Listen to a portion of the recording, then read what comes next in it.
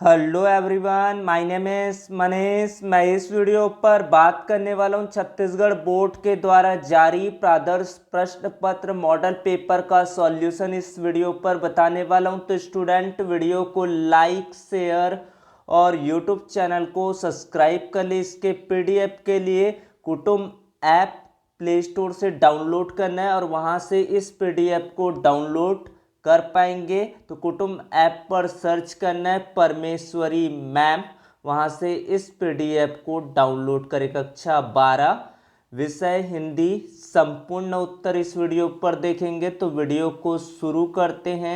शुरू से लेकर आप लोग अंत तक वीडियो को देखें, सारी चीजें आपको समझ में आ जाएगा। प्रश्न क्रमांक 1, निम्नलिखित गद्यांश को पढ़कर पूछे गए प्रश्नों का उत्तर दीजिए। सिने जगत के अनेक नायक नायिकाओं गीतकारों से लेकर ये पूरा आपको पहले पढ़ लेना है। जो दिया है इसको आपको अच्छे से पहले एक बार पढ़ लेना है। जो फिर प्रश्न पूछे गए उनके आपको उत्तर करना है। ये प्रश्न पत्र पर दिया गया है, तो इसके प्रश्न देख लेते हैं और इनके उत्तर भी हम लोग देखते हैं। गद्यांश के लिए उपयुक्त शीर्षक दीजिए। तो भारतीय सिनेमा एवं हिंदी की संप्रेषणीयता, ये पहले का उत्तर। दूसरा प्रश्न है यहाँ पर, गैर हिंदी भाषी कलाकारों के हिंदी सिनेमा में आने का कोई एक कारण आपको बताना है। तो इसका है, गैर हिंदी भाषी कलाकारों को हिंदी माध्यम से ही पहचान, प्रतिष्ठा और धन संपत्ति मिली है। फिर आपका अगला है, छोटा पर्दा से क्या तात्पर्य है, इसका आम जीवन की भाषा पर क्या प्रभाव पड़ा। छोटा पर्दा यानी कि टेलीविज़न, इस कारण हिंदी आम भारतीयों की उपयोग की भाषा बन गई। फिर आपका चौथा, कुछ बहुप्रचलित और लोकप्रिय धारावाहिकों के उल्लेख से लेखक क्या सिद्ध करना चाहते हैं। बहुप्रचलित और लोकप्रिय धारावाहिकों का प्रयोग करके लेखक हिंदी की रचनात्मकता और उर्वरता का प्रमाण देना चाहते हैं। फिर आपका अगला है पांचवा, सदी का महानायक से लेखक का संकेत किस फिल्मी सितारों की ओर है और लोगों पर इनका क्या असर हुआ। सदी का महानायक से लेखक का संकेत श्री अमिताभ बच्चन से है। इनकी हिंदी हर दिल की धड़कन और हर धड़कन की भाषा बन गई है। फिल्म और टीवी ने हिंदी के प्रचार प्रसार में क्या भूमिका निभाई है, संक्षेप में लिखिए। तो ये उत्तर आप यहाँ से पूरा लिख लेंगे। उच्चारण और भारतीय शब्दों में निहित उपसर्ग, तो यहाँ पर उपसर्ग है, उत उपसर्ग है, उच्चारण में प्रत्यय है, भारतीय में ईय प्रत्यय है। तो ये उत्तर आपका देख सकते हैं। फिर आपका अगला है, काव्यांश को पढ़कर पूछे गए प्रश्नों का उत्तर देना है। मेरे पाँव बहुत छोटे हैं, धरती बहुत बड़ी है माँ, से लेकर ये पूरा आप ये प्रश्न पत्र पर देख लेंगे। तो यहाँ पर देखते हैं उत्तर। प्रश्न क्रमांक पहला, माँ के स्नेह कवच को कुंडल क्यों कहा गया है। तो माँ के स्नेह को सुरक्षा की भावना के कारण कवच कुंडल कहा गया है। फिर अगला है, विषम परिस्थितियों में माँ ही क्यों याद आती है।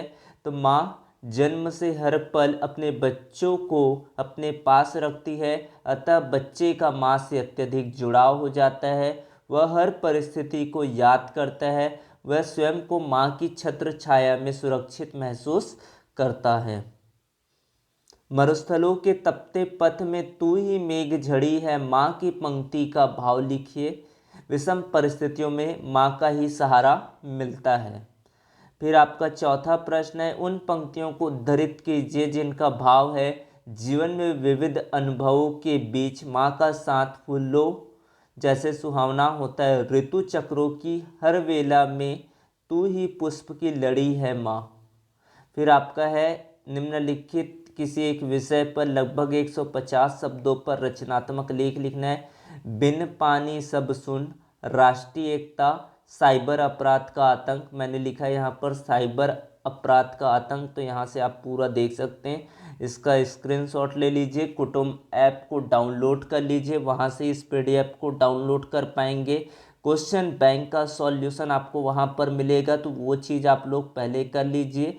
यहाँ से पूरा आपको लिखा है साइबर अपराध समाज के लिए खतरा, ये पूरा आपको यहाँ पर दिया गया है। इसका आप स्क्रीनशॉट लेके चलते रहिए। तो इस तरह से आपको पूरा लिख लेना है। फिर निष्कर्ष यानी कि आपका उपसंहार रहेगा। इस तरह से आपको उत्तर लिखना है, और जो टॉपिक लिखना चाहते हैं वो लिख सकते हैं। अपने क्षेत्र में एक सड़क चौड़ा करने के बहाने आवश्यकता से अधिक पेड़ काटे गए, इसकी विस्तृत जानकारी देते हुए वन एवं पर्यावरण विभाग को पत्र लिखिए। तो यहाँ पर इस तरह से इस फॉर्मेट में आप लिखेंगे। इस तरह से आपको पूरा चीज़ यहाँ पर दिया गया है। तो इसका स्क्रीनशॉट आप ले लीजिए। आपको फास्ट स्क्रीनशॉट लेना है, ताकि मैं स्क्रॉल डाउन कर रहा हूँ, आपको स्क्रीनशॉट लेने में कोई दिक्कत ना हो। तो ये पूरा आपका सॉल्यूशन दिया है, तो यहाँ से आप पूरा सॉल्यूशन देख सकते हैं। साथ में इसका अथवा का भी सॉल्यूशन है। अपनी शाला के प्राचार्य को पत्र लिखे जिसमें आपके सहपाठियों के प्रशंसनीय और साहसिक कार्य के लिए उन्हें सम्मानित करने का अनुरोध हो। तो इस तरह से आपका उत्तर यहाँ से शुरू होता है महोदय। फिर आपको जो कंटेंट लिखना है, जो लिखना है यहाँ पर आप लिख सकते हैं, जो विषय दिया गया उसके आधार पर। तो मैं धीरे धीरे स्क्रॉल डाउन कर रहा हूँ ताकि आप इसका स्क्रीनशॉट लेकर भी चलिए। तो यहाँ से आप देख सकते हैं, स्क्रीनशॉट इसका ले लीजिए। फास्ट स्क्रीनशॉट लेना है ताकि आपको कोई दिक्कत ना हो। इस तरह से आपको यहाँ पर लिखना है। उसके बाद है पत्रकारिता से आपके प्रश्न आएंगे। पेज 3 पत्रकारिता का क्या तात्पर्य है? तो सनसनी, चकाचौंध या ग्लैमर फैलाने वाली पत्रकारिता को पित पत्रकारिता या पेज 3 पत्रकारिता कहा जाता है। तो ये क्वेश्चन आपको पित पत्रकारिता या पेज 3 पत्रकारिता के रूप में पूछा जा सकता है। फिर ब्रेकिंग न्यूज़ या फ्लैश किसे कहते हैं, ये भी पूछा जा सकता है। समाचार के बीच में कोई बड़ी खबर कम से कम शब्दों में तत्काल दर्शकों तक पहुंचाई जाए, उसे पेज फ्लैश या फिर ब्रेकिंग न्यूज़ कहते हैं। फिर आपका ये पूरा चीज़ यहाँ से देख सकते हैं। संपादकीय किसे कहते हैं, ये उत्तर आपका है। नाटक के मूल 3 तत्वों अंगों का वर्णन कीजिए। कथा वस्तु होता है, चरित्र चित्रण होता है, ये नाटक के बारे में है। तो यहाँ से आप पूरा देख सकते हैं, कथा वस्तु, चरित्र चित्रण, संवाद योजना, ये पूरा आपको लिख लेना है। फिर कहानी के बारे में आपको करना है, उसी तरह से रहेगा जैसे नाटक का है। कहानी के प्रमुख तत्व, कथा वस्तु, चरित्र चित्रण और संवाद योजना। तो इसका स्क्रीनशॉट ले लीजिए। फास्ट स्क्रीनशॉट लेना है आपको, तो आप ले लिए होंगे स्क्रीनशॉट। फिर आपको संवाद योजना लिखना है। दिवाली मेला या स्वतंत्रता दिवस पर रंगारंग कार्यक्रम विषय एक फीचर तैयार कीजिए। प्रकृति के रख रखाव के प्रति उदासीन आधुनिक मानव विषय पर फीचर लिखिए। तो इस तरह से इसका उत्तर आप यहाँ से देख सकते हैं। Take a screenshot and join the Kutumb app. Kutumb app से इस पूरे पीडीएफ को आप फ्री ऑफ कॉस्ट डाउनलोड कर सकते हैं।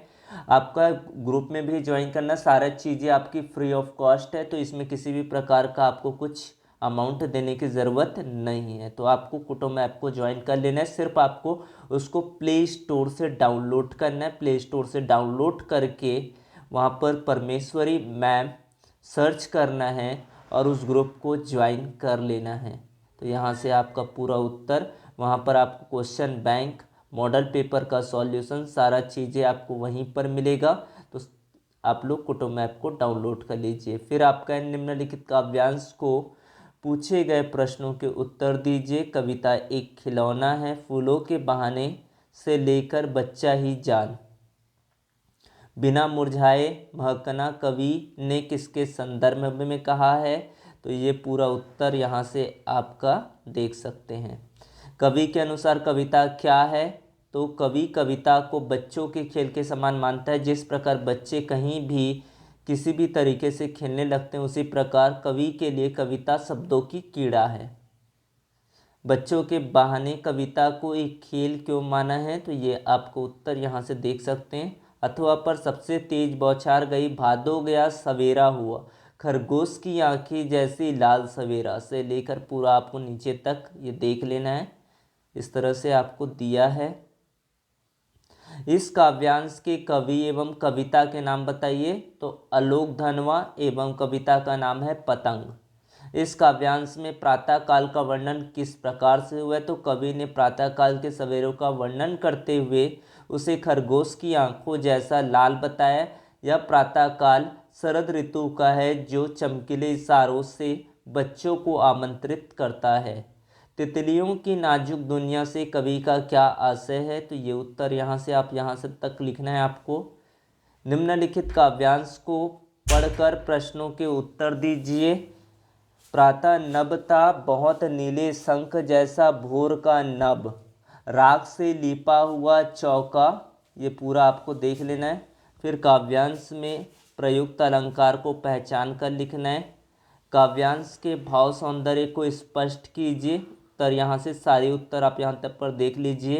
हो न जाए पथ में रात कहीं, मंजिल भी तो दूर नहीं, यह सोच थका दिन का पंथी भी जल्दी जल्दी चलता है, दिन जल्दी जल्दी ढलता है। तो किस छंद का प्रयोग हुआ है उसको लिखना है आपको।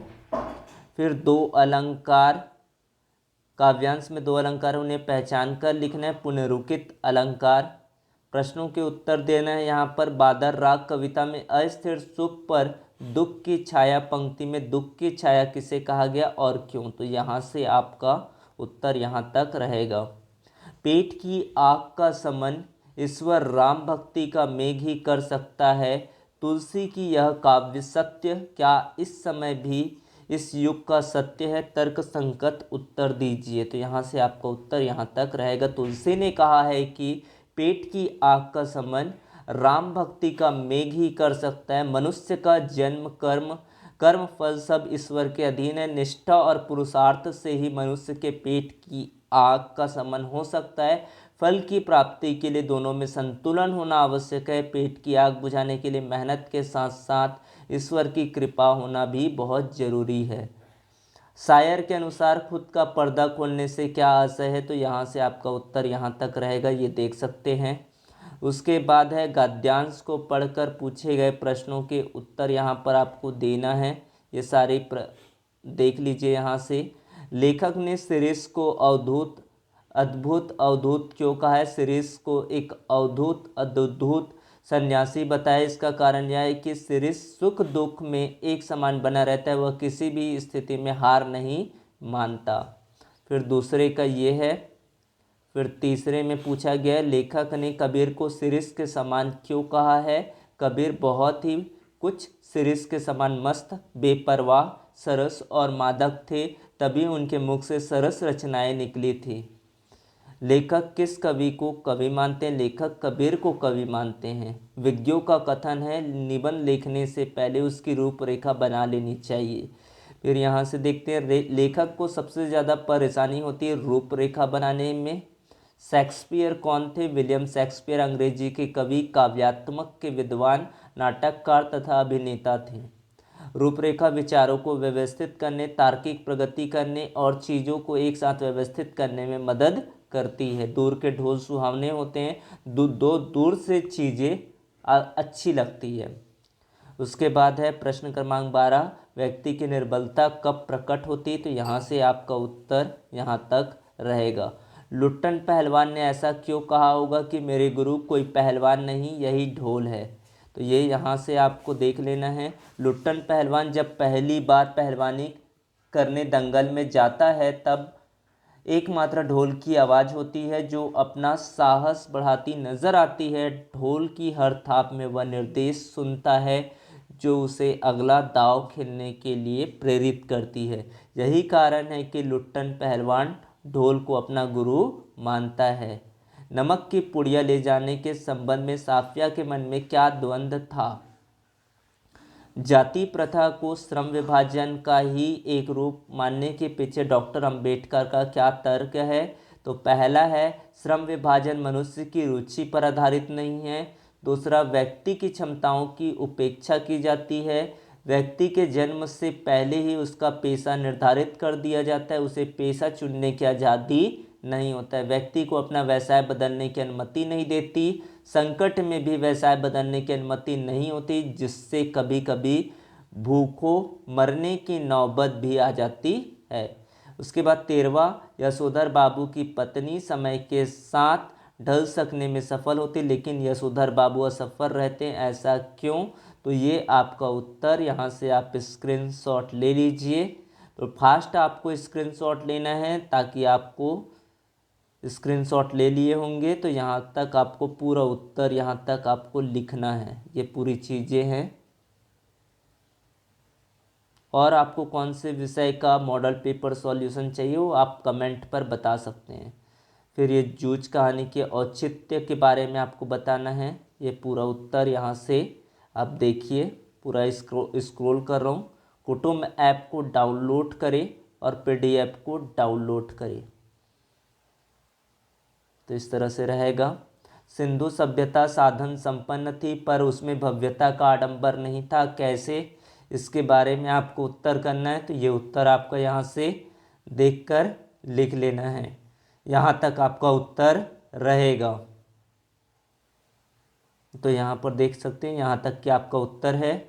टूटे फूटे खंडहर सभ्यता और संस्कृति के इतिहास के साथ साथ धड़कती जिंदगियों के अनछुए समयों का भी दस्तावेज होते, इस कथन का भाव स्पष्ट कीजिए। तो ये है इसका उत्तर। यहाँ तक आप देख सकते हैं पूरा।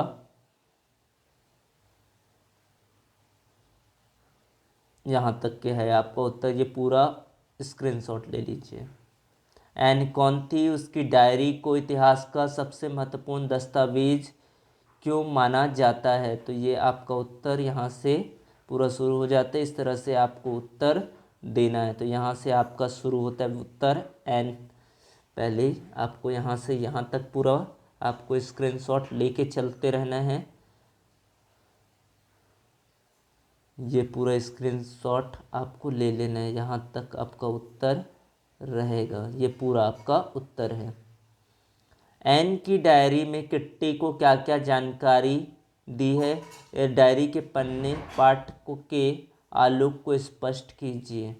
तो यहाँ पर आपकी 3 घटनाओं के बारे में, रविवार को दोपहर घटी घटना की पहला पॉइंट में आपको ये पूरा बताना है। इमारत की जानकारी ये दूसरा पॉइंट में है, ये पूरा इमारत की जानकारी लिखना है। फिर आपका है 15वें जन्मदिन की तिथि की जानकारी आपको लिखना है। तो इस तरह से आपका पूरा पेपर का सॉल्यूशन हो जाता है। प्रादर्श प्रश्न पत्र 2 का सॉल्यूशन आपको बहुत जल्द मिलने वाला है। साथ में अन्य विषयों के मॉडल पेपर सॉल्यूशन मिलेंगे। तो इसके लिए आपको कुटुंब ऐप को डाउनलोड करना है, साथ ही साथ अपने फ्रेंड को भी डाउनलोड कराना है, ताकि ज़्यादा से ज़्यादा बच्चे जुड़े होंगे तो मेरे को भी आपको वीडियो बहुत ही जल्द आपको प्रोवाइड मिलेगा। Thank you so much.